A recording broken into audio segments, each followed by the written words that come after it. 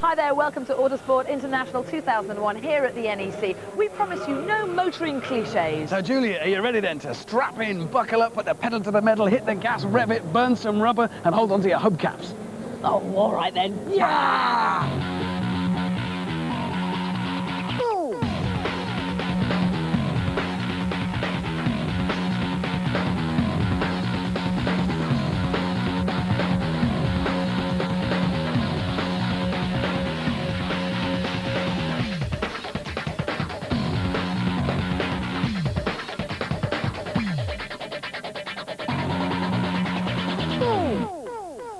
Coming up on the show, we'll be speaking to British Formula One sensation Jenson Button, plus hot new drivers Juan Pablo Montoya and Kimi Raikkonen.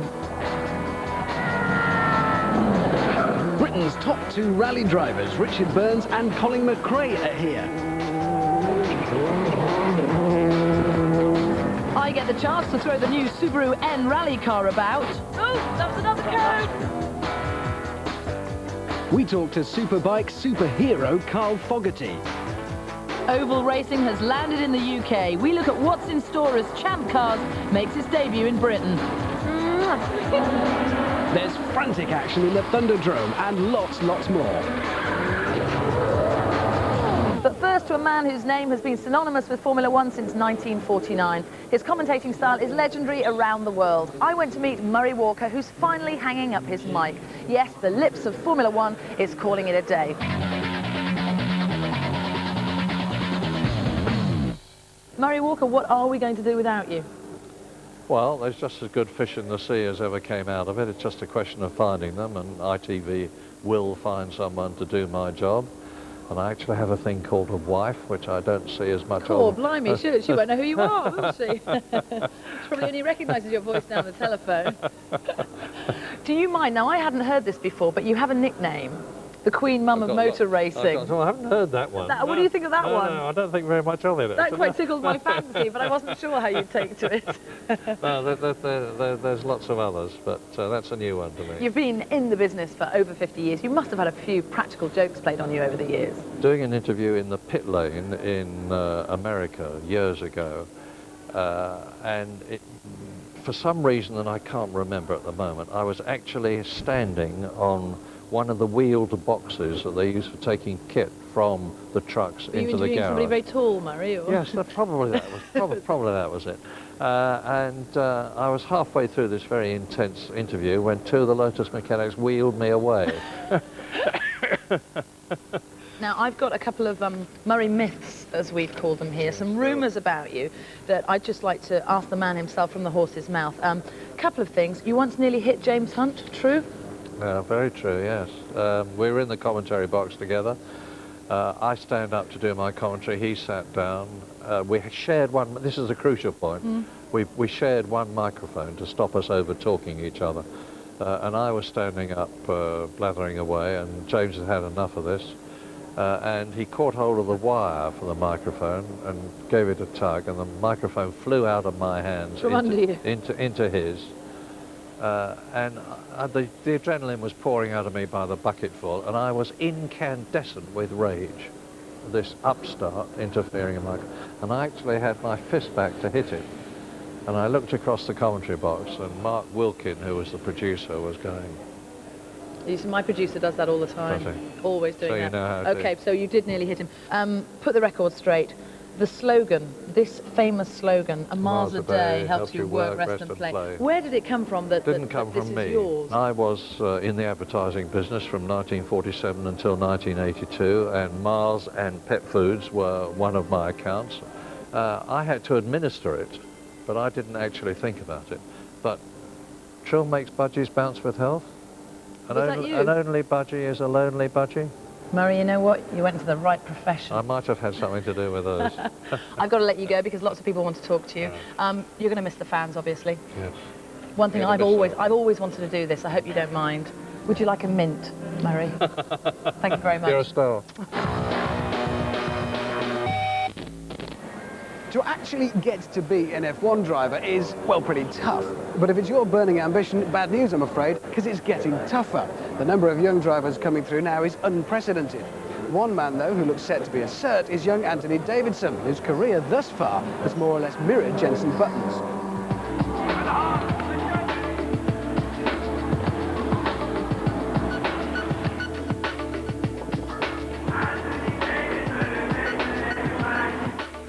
Anthony, we've just seen you in action in Formula Ford. What's actually happened since then? Where's it moved on to? Well, yeah, after winning the Formula Ford Festival, obviously that was the greatest achievement of my racing career so far. Yeah, things are moving quite quickly, quite rapidly. Moving on into Formula 3, and the Formula 1 testing contract with BAR is a great thing, great achievement for only 1 year in single-seater motor racing. To get inside of the head then of a potential F1 driver, is it the case that the Anthony Davidsons, the Jensen Buttons of this world can cope with the pressure, and it's enormous pressure, or that you just don't notice it?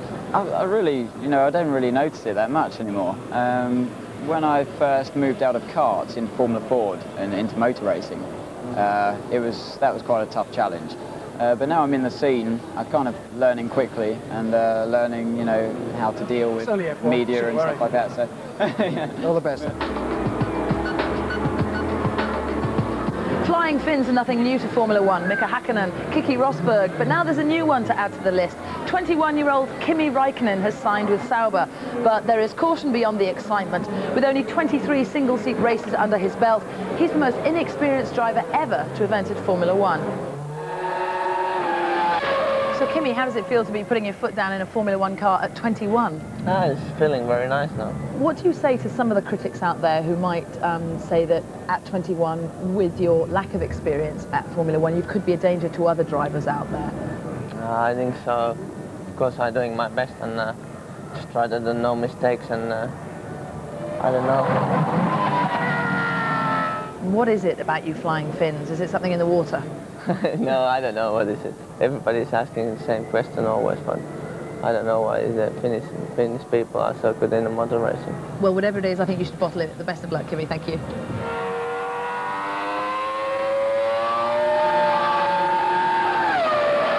Go-karts, it's a bit like strapping a chainsaw engine to a deck chair, isn't it, Graham? Where's the fun in these things? Well, they do 70, 80 miles an hour. They're where, at the end of the day, most of today's Formula 1 drivers came from. People like Coulthard, Senna, Jenson Button, that's where they came from. Why do we talk about it? You can't get much further from an F1 car than this. They're different, they're smaller, but it's learning. It's from 8 years old. You're in there, you're racing, and you're going for it. If I'd got in or near that at the age of 8, I would have just passed out, I reckon, with delight. You might have had your name on a trophy like that, like Jenson Button. Yeah, I suppose, if only. Too late now. The cars here are big, brassy and powerful, and then you've got one of these. Martin, why would you race this? Because it's got 4 wheels and an engine, so why not? Is that it? Well, it's close, it's fun, it's competitive, so let's go out and race them. All right, show me your engine. Here we go. Now, you might have to get close in there, Paul, because it's a bit difficult to spot. So, how powerful is it? Well, that's about 29 brake horsepower in there. That'll give you 85 miles an hour on 4-inch wide tyres. What more do you need? I'm actually very surprised. Well, be surprised. This is very close, very competitive, 24-hour racing, 2 hours at Spa. Come out and have a go with everybody else. Don't wrap it, I'll wear it. There's been a new trend started in recent years that I love, combining bikes and cars. You put a superbike engine in a sports car. James, you race these things. What do they like to drive? Absolutely fantastic. For a long time now, the sports car manufacturers wanted high power outputs with minimal weight. All along, the Japanese manufacturers have got it there. There it was, in a bike engine. Another advantage, I reckon, is they sound incredible and go like stink. Lovely. There is one bit of news that could have eclipsed Murray Walker's exit from Formula 1, and that would have been if the UK had lost its right to host a Grand Prix. Now, it sounds ridiculous, but it was a real possibility. The waterlogged April Grand Prix of 2000, which saw fans slipping across a quagmire to reach the track, was due to be the last held at Silverstone. It's absolutely disgusting, mate. It's a foot deep everywhere. You can't move. But 3 big heads, and I mean that in the best possible way, have come together. Bernie Ecclestone, owner of Formula 1, Octagon, owner of British Grand Prix, and the British Drivers Racing Club, owners of Silverstone. With a whole lot of talk and a wedge full of cash, Silverstone now looks set to rise like a phoenix from the ashes and become the Grand Prix envy of the world. What this deal means for Silverstone is firstly improved facilities, secondly improved traffic, thirdly improved spectator facilities. Tens of millions of pounds will be invested in Silverstone to take it to be one of the best Grand Prix venues, if not the best Grand Prix venue in the world. Starting in 2002, we've got a new bypass which is being installed through the northern part of our facility here by 2002.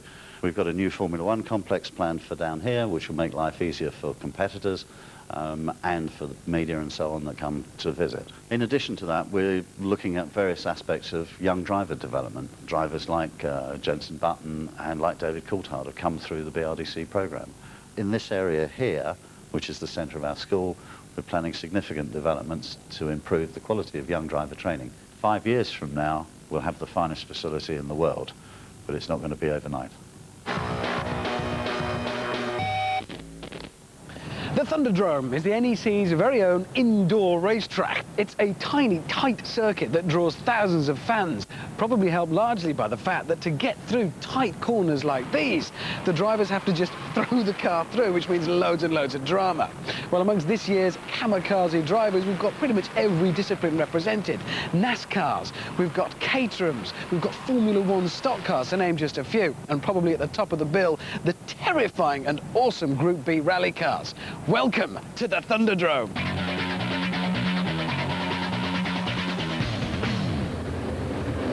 The noise of so many different kinds of engine outside the Thunderdrome is incredible. It's all going to kick off soon.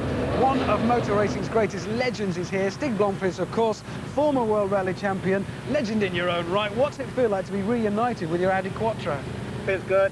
Yeah? It's nice to be back again and drive the car. Yeah, I mean, nice isn't a word you'd really associate with this. It's a monster of a thing. Does it still feel like a monster to you?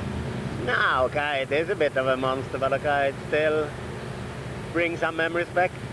You're driving this year Mitsubishi Group N rally cars, absolute cutting-edge modern rally cars. How does the old Quattro compare with those? No, I think you should be, today you are quicker with the Group N car with all the developers been going on the last 15 years. Is it as much fun? Yeah, for sure. You still keep your competitive edge. You've been doing this quite a while, Stig. How do you stay at the edge? No, but if you like it and you still have fun, that's the important thing. All right, well, look, you're going to be getting in there with these guys. You're going to be gentle on them? Yeah, no problem. Yeah, all right. Okay. You're in there racing with Stig. We've got Mark and Dermot, legends in your own right, been racing for years. How's it feel getting in there racing with him? It's pretty awesome to go against that sort of chap. Yeah, have you raced against anybody like him before? Never before. Dermot, he says he might be gentle on you. I don't know. I doubt that. He's never gentle with anybody. Have you got any particular plan in there? Well, either keep an eye on him or give him a help around some of the corners. Yeah, give a playful nudge, might do. Well, all the best to all of you. Have fun, guys. Play fair, Stig, be gentle, enjoy yourselves. I'm going to hide. First out of the blocks is Dermot with his four-wheel drive Focus. He is devastatingly quick, setting a time of 49.5 seconds. Mark Watson was always going to be playing catch-up in his two-wheel drive. Finally, he ended up 8 whole seconds off the pace. That left it all up to Stig to topple Dermot's time. But no matter how hard the seasoned pro pushed, he could not beat him. Was it nerve-wracking? How did you feel? Well, I was slightly nervous going out at the start, but then once I got going and the adrenaline got going, everything seemed grand after that. Oh, well done. You look to be enjoying yourself anyway, Dermot. Congratulations. That's Dermot first. All the rest, including Stig, behind him.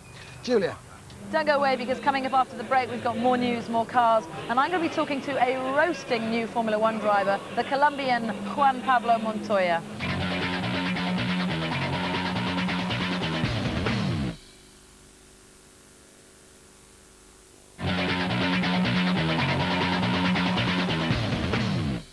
Welcome back. Now, if you've got a hot new driver on the scene, then this is the place to parade him. Williams have taken the controversial decision to lease Jenson Button to Benetton for 2 years after an astonishing rookie season. But why? Well, they reckon they've got a better teammate for Ralf Schumacher. Enter onto the scene the hottest new sensation in Formula One this season, the Colombian Juan Pablo Montoya.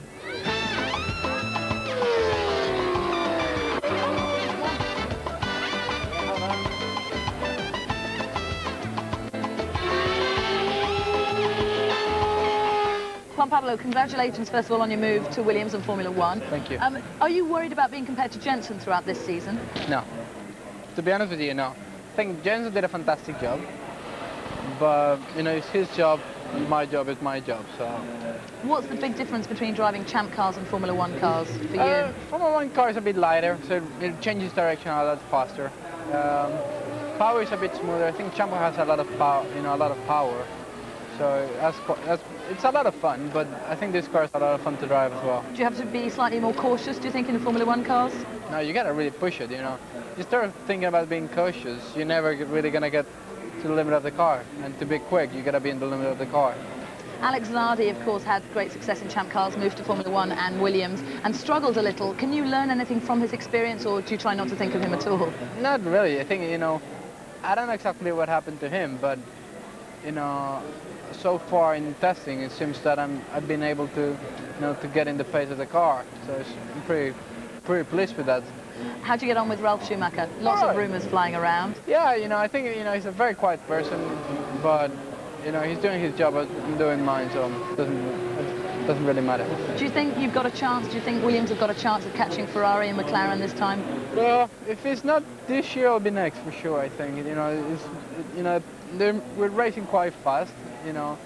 From the last time I drove the car to this one, it's a huge difference. The car is much better to drive. And I think like Michelin and BMW as well working really hard, so it'd be quite good. Let's move forward. It's the Grand Prix, it's Melbourne. You're sitting there on the grid. What's going through your mind? Well, it depends how far back am I. What position you're at? Yeah, I think, you know, I'm not expecting to go to the first race and put the car on pole. But I think, you know, if everything goes well, it should be a decent qualifying. Well, we wish you good luck. Thanks a lot. All right, Cheers. thank you.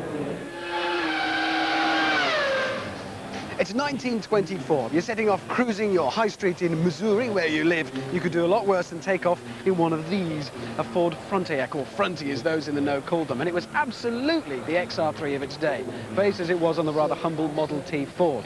Not a lot of accommodation inside, and certainly a bit breezy if you're out trying to cruise the streets on a rainy day, but plenty of warmth from the gearbox, I guess. Not that technologically advanced in its day, but enough for Anthony Moss, Sterling's father, to punt it around Brooklands in 1920. But as a boy racer in those days, not too much fun. There was no windscreen, so nothing to put your stickers on. Never mind.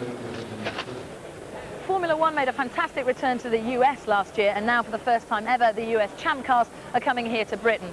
The Rockingham Speedway is the location of the UK's first ever oval track, and it promises to deliver some spectacular racing.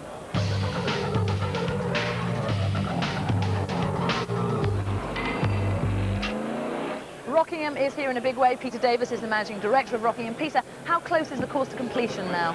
Well, we're not very far away. Our first public event is the bank holiday weekend of May, so opening ceremony is on the 26th, and then the Coys International Historic Festival on the 27th and the 28th of May. And what sort of capacity are you dealing with? What numbers are we expecting? Well, we're building 27,500 seats. We're an all-seater stadium. That'll be the capacity that we believe will be appropriate for national racing and if you like, sort of national standard events, both racing and non-racing. And then for bigger events, the Champ Car FedEx World Series in September, then temporary seats will be provided on a required basis. Now over here I've got Dan Weldon, the Rookie of the Year from last year's Champ Car Lights competition. What's it like to race in America and race the oval? Actually, it's something that is very, very different, but once you actually get used to it, it's a fantastic thrill. Now, you've taken to this incredibly well, winning the Oval Crown Championship. It's obviously a sport that you enjoy tremendously and excites you. Yes, I mean, I've always been brought up in motor racing. My dad actually raced karts, so I was karting from the age of 4, and then I've just gradually progressed through the ranks up into single-seaters and made the stateside move in 1999 in the USF 2000 series. And that went fantastic. I mean, I won the overall title, the Road to Indy Oval Crown Championship and the Rookie of the Year, and then followed that up last year with second overall in the championship and Rookie of the Year again, which is great.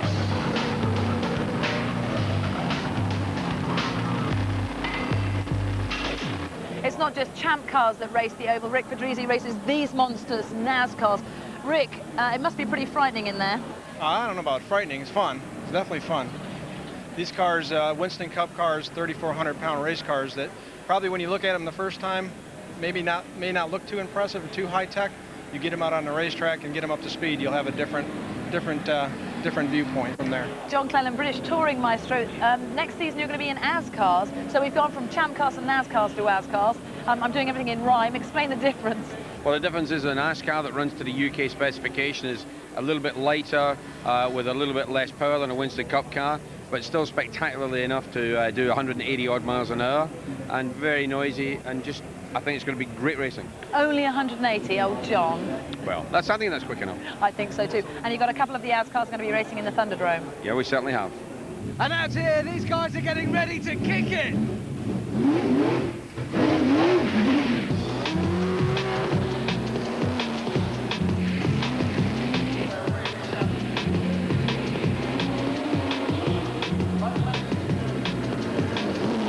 Here in the Thunderdrome, we've got a Guinness World Record holder, Russ Swift. Now, Russ, the stuff that you do, it looks like every car's worst nightmare. What is it? Precision driving, stunt driving? Pure abuse. And the basic kind of manoeuvres we're talking about, what are they?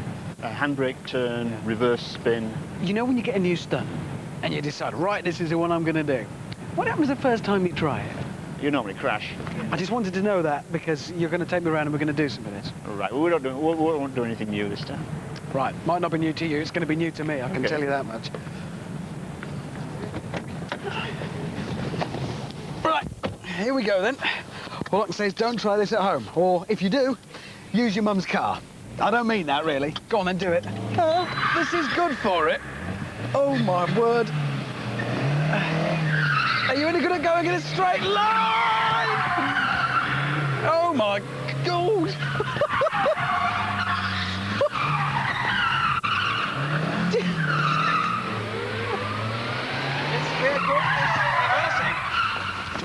Cheers, Russ. I think I'll walk. God. Ray Mallock has been a champion driver, a team boss and a designer. Now he's uniting all of those skills to launch an attack on Le Mans for the first time in more than a decade. And this is his assault weapon. It's beautiful, isn't it? Like the Batmobile.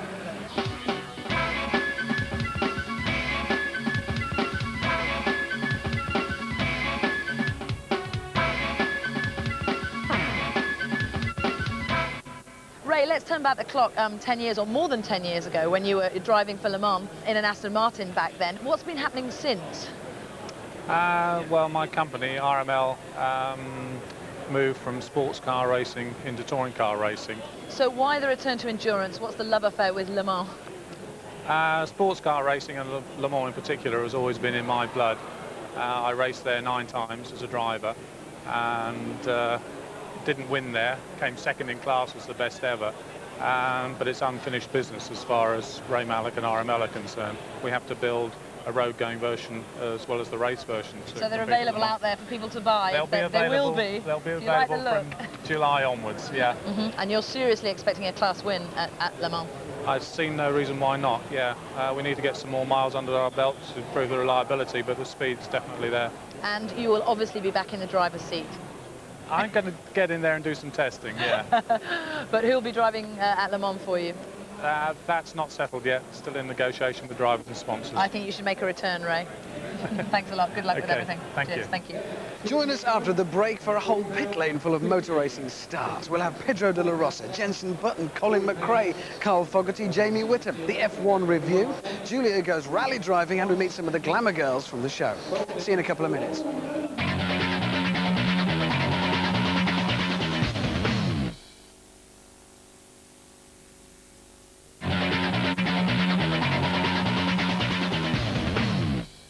Welcome back to the Autosport International 2001 here at the NEC in Birmingham.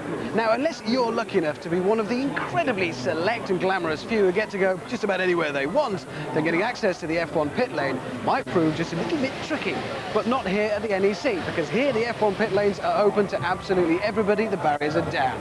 Time now to catch up on a preview for this year's F1 racing season.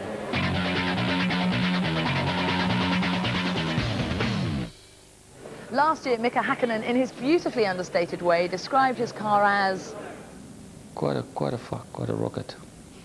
But it wasn't quite enough of a rocket to stop Michael Schumacher getting his first championship title for Ferrari, much to the delight of prancing horse fans around the world. However, even though McLaren had 3 disastrous opening races, they fought back hard, narrowing the gap. So Ferrari certainly shouldn't rely on McLaren having another poor start this season. Life starts to get a lot more interesting when you look at who's chasing the big 2. Williams are catching up fast. The first crack started to appear with Ralf Schumacher. Partnered with Zanardi, Ralf reigned supreme. But in qualifying last season against Button, the pressure really was on. He's had a few more bad days than he ought to have had, was how Williams put it. So how will he fare against Montoya? Well, either way, we know the car is going to be fast. As for Jaguar, last season is better best forgotten. Say goodbye to the ever-unlucky Johnny Herbert and hello to last year's test driver Luciano Berti, who replaces him.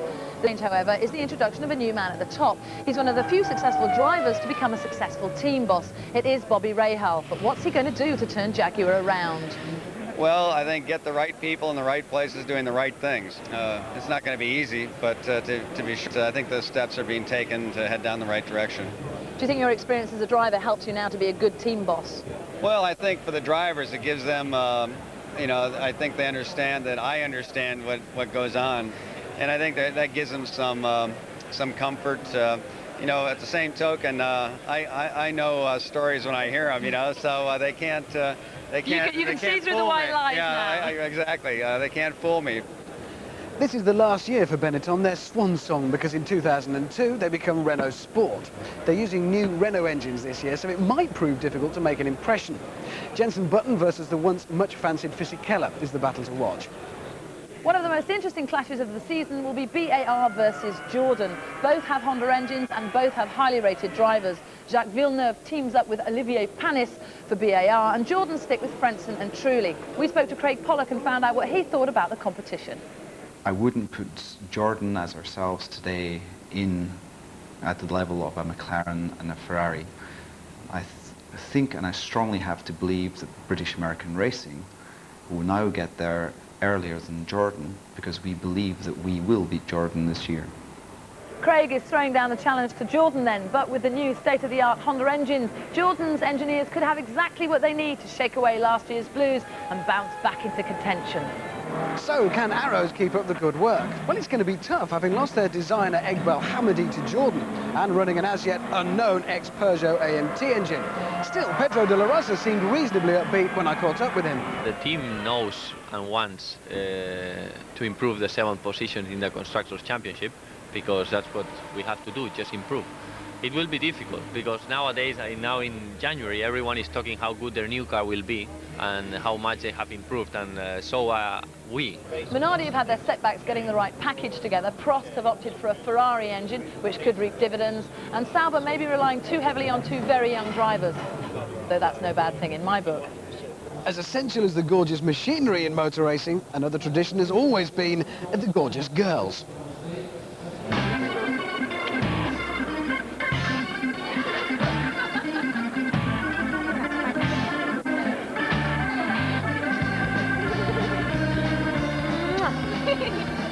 Men are interested in motorsports and women attract men. They've got no shame about just coming up to you and asking you for photos. Do they, really? Yeah. And I haven't seen one decent man here in the whole of the show.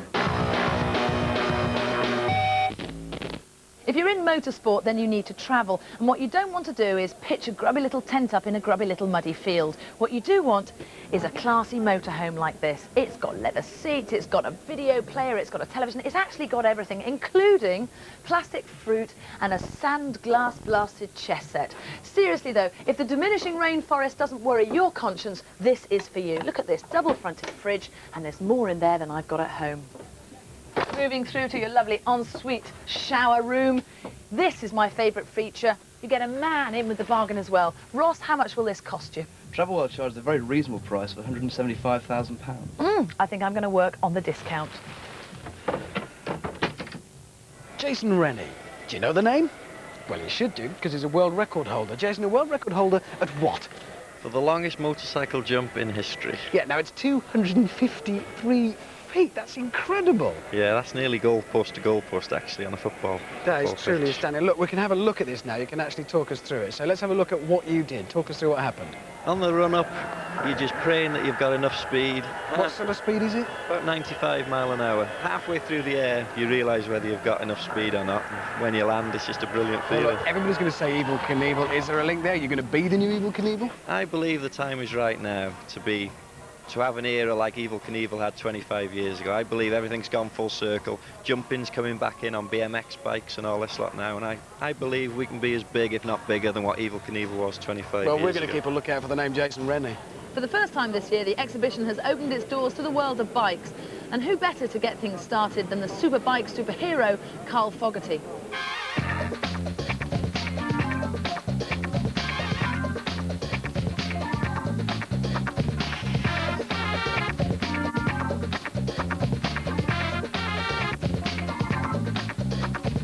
So Carl Fogarty, four-time world champion. You must be living it up in Monte Carlo or Florida or something by now. Sunny Blackburn. Sunny Blackburn. Yeah, if we can, let's just try and remember the accident for a moment that preceded your retirement. What can you remember about it? nothing.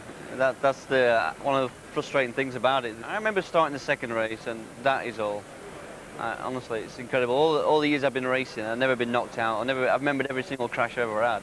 The one that finished me off, I have no memory of it whatsoever. So a mystery hangs over the whole incident, yeah, really? because there were no cameras, cameras showing me body. What happens to it? You were saying earlier that now when you get on a bike, you can't lower your elbow properly. Yeah, it feels a bit strange. Because the position you're in, my arm won't go in that position anymore. So it's incredible that, I've sort of got an injury that just won't allow me to get in a position to race a bike anymore. Never mind ride one properly. So.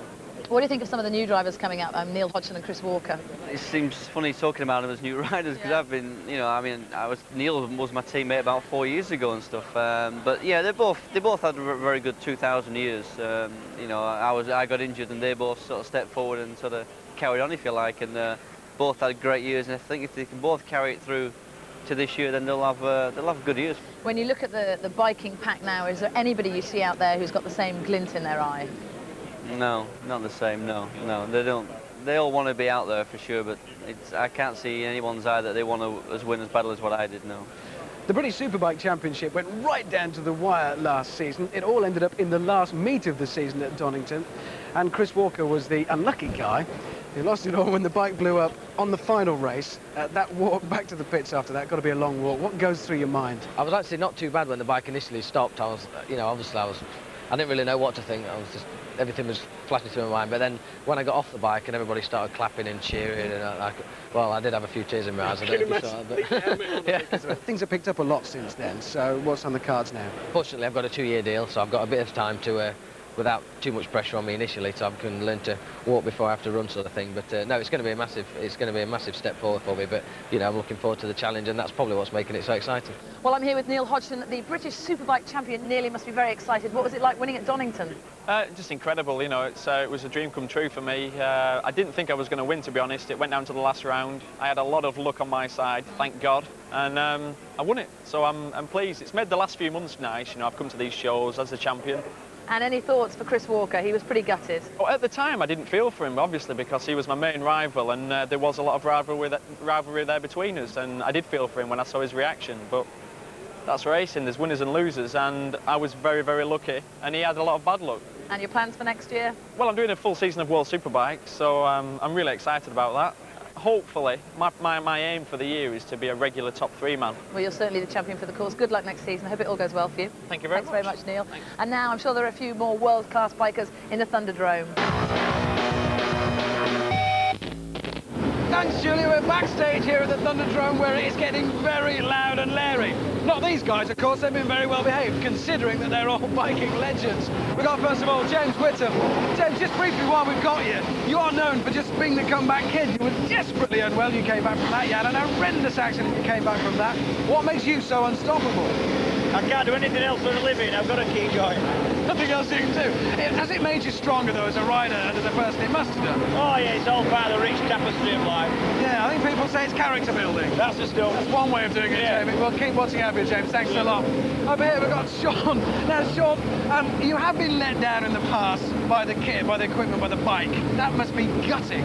Yeah, well, absolutely. You can only do stuff with what you've been given, so it's like asking Tiger Woods to play a plastic club sometimes. But yeah, it's not going to work, is it, really? No. But you're back with Ducati now, very happy. I've got the right stuff now, and it's down to me now. Looking forward to seeing something good from you, British Superbikes. Yeah, thanks very much. Excellent. Can't wait, yeah. Cheers. Take care. That's Sean Hammond. On the end, we've got John Reynolds. John, you're known for being Mr. Consistent every time, inch perfect. How do you do that? What's the secret? The secret is just basically having a good bike, a good setup, and a good team behind you. How valuable is it being able to go out and do the same thing time and time again? It's vital. I mean, if you want to win races, you basically got to do lap after lap consistently fast. So, well, all the best in the coming season. We'll keep an eye out for it. Cheers, John. Let's talk over here finally to John. Now, no, none of these guys are this is a bike with 4 wheels, a quad. Everyone says they're horribly dangerous, are they? Yeah, they are quite nice. Yeah. Sensible man. All the best. We'll keep an eye out for you. Hopefully, us talking to him won't jinx him. We'll see how it does.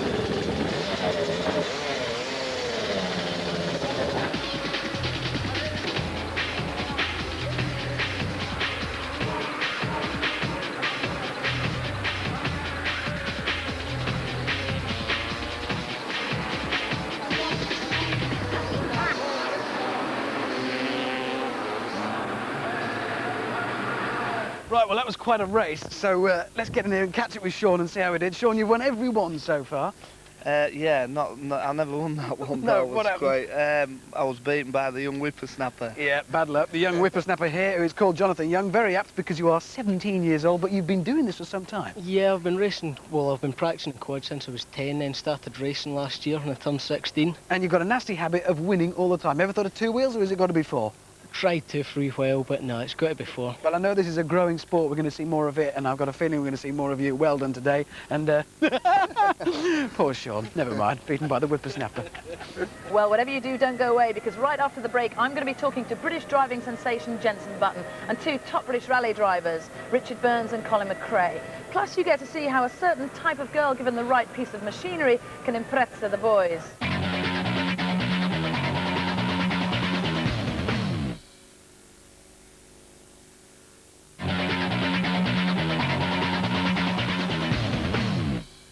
Welcome back. Well, what a big difference a year makes. This time last year, Jenson Button was virtually unknown. Williams had terminated their contract with Zanardi, and the Brazilian Bruno Quinqueria looks set to become their #2 driver. After performing well in a one-off test drive for Prost, Jenson was then given the opportunity to test for Williams in Jerez, and he hasn't looked back since. So has the British public warmed to Jenson? Just a lot.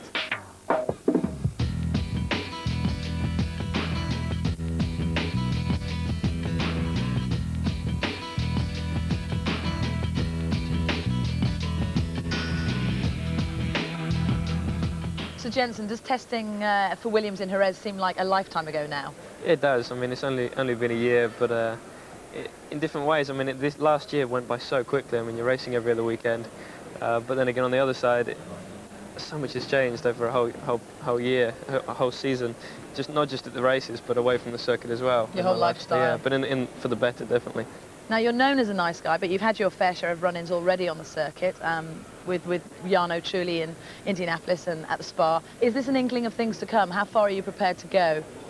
Well, I think next year I'll be pushing, this year, sorry, 2001, I'll be pushing harder than I was last year. But no, I don't want to crash, no, definitely I don't want to have any coming together as other drivers, but this year I'm going to push to the limit, where last year I was a bit more cautious, every race last year. But we'll see. I mean, you don't want to crash, but we'll see. It's going to be a tough year. I think a lot of the teams are going to be on the same level, so there's going to be a lot of good racing, hopefully, with the difference in the aerodynamics. And you're going to be getting on in there? Yeah, definitely. Now, Jarno, of course, is due to come back to Renault Sport in 2002. How do you think you'd get on as teammates? I think we get on well. I mean, we speak now and everything, and we get on fine. It's just one of those things on the circuit. It just happens now and again, coming together, but we'll get on fine, I'm sure, if that did happen. Speaking of teammates, you pushed Ralf Schumacher hard last year. Do you think you can push Fisichella as hard this year? Well, I hope so. Hopefully harder. But I think he's a very good teammate. We've worked well together already in testing. And it's actually good fun as well, which is a big bonus. But I think hopefully we can work very well together and push each other to the limit, so then it pulls the whole team with it, and that's when you get good finishes. Now, obviously, you're with Benetton for 2 seasons. What would it be like for you if you have to leave just as they're perfecting the new wide-angle V10 engine? It's something, I suppose, that if it happens, it's got to happen. You can't change anything, so that's the same thing that's happened with Williams and Benetton this year. Changing a team is just like changing a job, really. It's got to happen sometimes. And I don't know, we'll see. I'm sure Benetton are going to be good for the next 2 years. I'm really looking forward to working with them. And then what happens after that, I don't know, we'll see. If you could, say, move forward 5 years, where would you like to be? What do you want to be doing? I'd like to be world champion. Well, we hope that you do well anyway for the next season. Thanks a lot, Jensen Button. Thank you.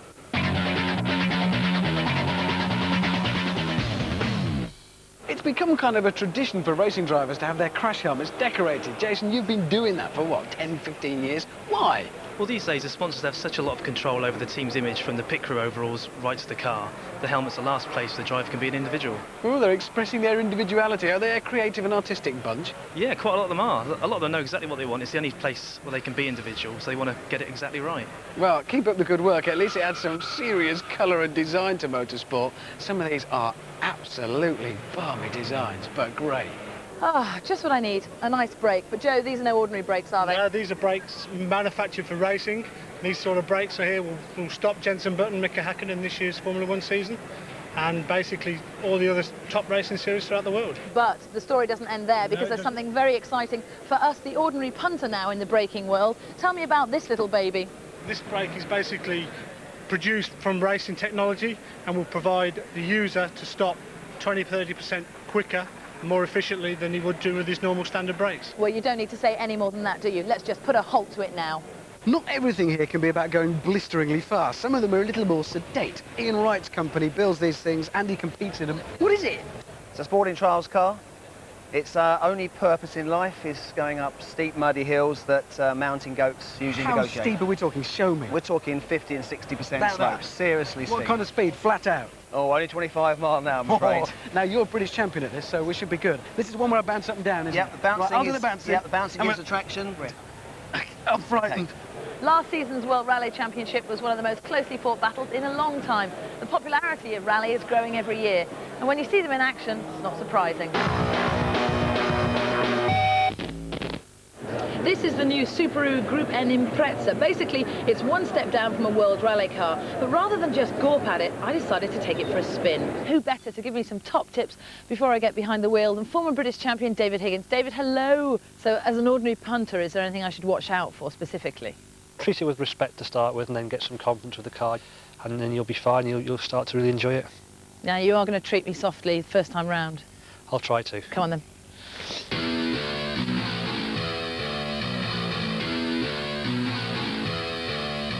So this seatbelt seems to strap in from every angle. Yeah. There really is no escape. If I scream really loudly, I'll probably pierce your eardrum. I'll just go faster, it's okay. It's not going to be too scary, is it? That's lovely, I love it. Whoa!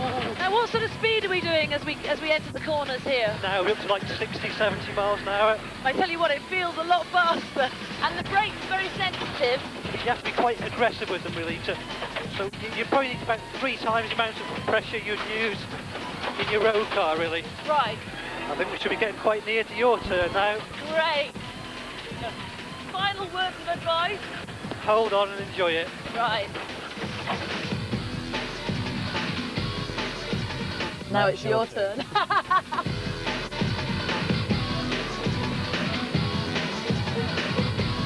Okay, here we go. Now, David, if I was to crash this car... I'd be in trouble. It's incredibly physically draining. Difficult to keep your hands still. What I'm not doing very successfully is changing gear. No. Because I'm finding it quite difficult to concentrate on what I'm doing now. That's good. Very good. You're a natural. You passed the test. Towards the end there, you're really getting into it, some nice power slides, and really starting to get into the car, and I was quite impressed. Marks out of 10? It was very good, probably 7.5 out of 10. Whoa! So you'd have me as part of your team? Yeah, a bit more muscle on the right foot for the brake pedal and you'll be fine. I'll sort out the muscle. Sponsors, I'm waiting. At the top level of rallying, Colin McRae has been plying his trade for 2 years with Ford. But it could all have come to a nasty end with a very serious accident in Corsica last season. I caught up with him and his co-driver, Nicky Grist. Guys, big highlight, or probably one you don't want to remember, the crash in Corsica. Could be said you were lucky to get away with what was a broken cheekbone, but I don't know if that really is lucky, but I suppose you must have been. Did you feel it? Didn't feel a thing. No, I was knocked out, luckily, so you know, the best way to be in a situation like that. I mean, accidents fall into different categories, I suppose. Unlucky, mistakes. This one, where would you put it? What happened? Okay, you could say unlucky. I mean, it wasn't a fast accident, it was relatively slow. It was just unlucky that there was a hole in the wall at that point and we went through it. And your feelings now as you look ahead? Looking good. It's going really well, and all through the winter testing has been good. The car feels good, I'm happy. We just have to get on with the competition now. Some people are saying that the cars are becoming more and more technologically advanced, kind of levelling the playing field as far as the machinery is concerned, and that puts the emphasis back on the human element, on the driver and on the co-driver. It puts the emphasis, not so much, okay, the emphasis in rallying is always on the crew, the driver, navigator. Well, the human element then, does the emphasis and the skill come back on the human element, your input, rather than the machinery? It still comes back in a human element for sure, but it puts a lot more emphasis on engineering and budgets, and and having the right team of people behind us. Second in the championship to new boy Marcus Gronholm is Richard Burns, who was pushing hard all the way to the end. Now, having had a taste of rallying for myself, I was keen to meet the man who drives the World Rally Spec Impreza for a living.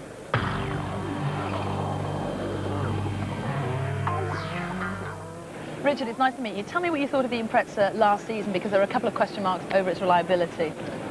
Yeah, they were sort of in the middle of the season, because what happened was after the first 3 rallies we got basically a brand new car. Even though it looked very similar, under the skin it was something like 90% new. So after the first 3 rallies everybody was pretty confident. We won 2 of them, finished second in the other one, so obviously hopes were pretty high for the rest of the year. But then things started to go wrong a little bit. It always happens when you have a new car.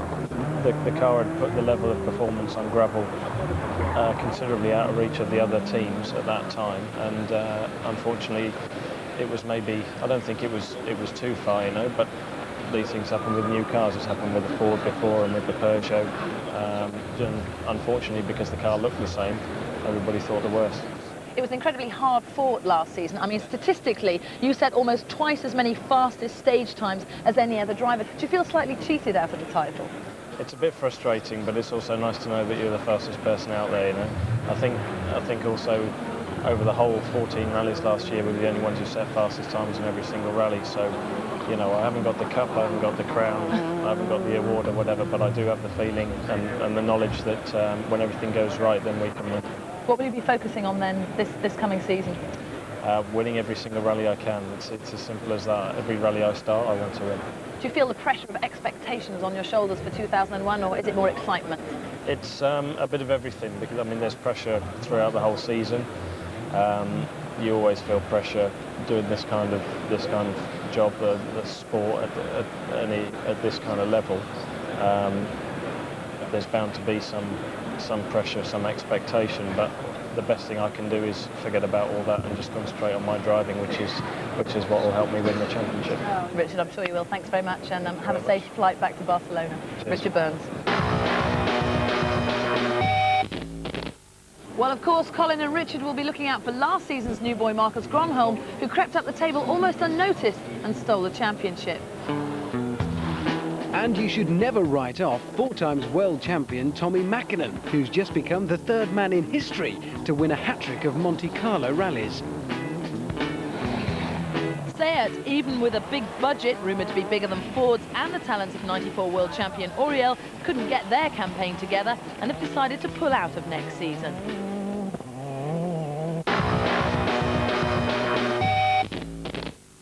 The action here in the Thunderdrome has been incredible, with some seriously awesome machinery on display. Yeah, well, not just this, obviously. There's been all this.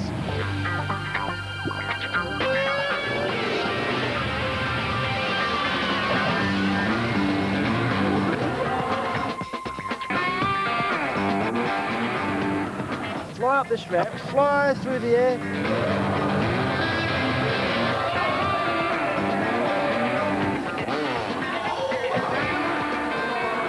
Well, that's it from us, but don't forget that the rally season is already underway. And that Formula 1, Formula 3 and Champ Cars all kick off in March. And the first ever Champ Car race in the UK happens in September. That's it from us at the NEC. Goodbye and thanks for watching. Bye-bye.